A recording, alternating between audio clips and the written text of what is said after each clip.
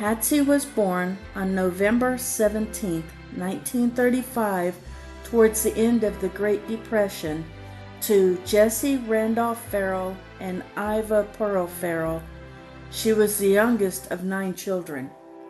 Her father was a sharecropper on a section of land which had been part of the XIT Ranch. This area later became Littlefield, Texas. Mom had a hard life from the very beginning and was not expected to live. Her father died of black lung from shoveling coal on a ship while he was in the Navy during World War I, when she was only 9 years old.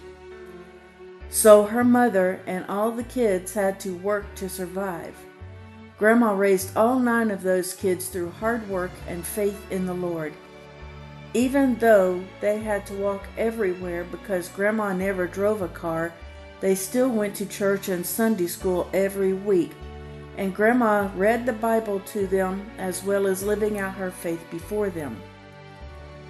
In her teens, my mom had to quit school to take care of her mother and twin nephews for a time. In her early 20s, she met my dad, Charles Everett Byrd, who himself had had a very rough life in his young age. But he was smitten with my mother when he met her. He asked her to go out with him, but Mom had a standing rule that she would not date a guy unless he would go to church with her. That was the first time Daddy had ever stepped foot in a church. They had gotten married shortly after, and by that time Daddy was a GI in the Air Force. It was shortly after that when Dad had also accepted Christ as his Savior. 4 years later, their first child, their only daughter, was born. That was me, by the way. Then 3 years later, my younger brother, and then 7 years later, my baby brother, their second son. My parents didn't have much, but they had each other and they had the Lord. They did their best to raise us in church and Sunday school whenever possible, and to live out their faith and teach us to live by faith as well. I remember one Sunday night when I was 7 years old. We had gone to church and the pastor had taught about heaven and hell and eternal separation. In my little girl's mind that night, I kept thinking about the fact that if I died, I would be eternally separated from both of my parents because I knew that they were both saved. I got up out of bed and walked into the living room where my mom was reading her Bible.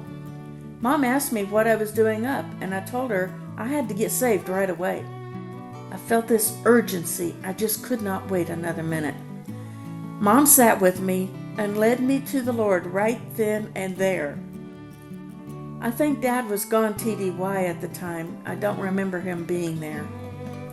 I owe my strength as a woman and my faith to my mom, as she was my example on who a Christian woman should be, a loving and faithful wife as well as a loving mother.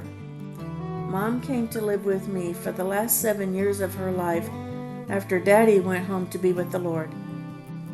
It was a great honor for me to take care of her and be with her when she went home to be with the Lord and her family in heaven on July 8, 2026, at the ripe old age of 90 years.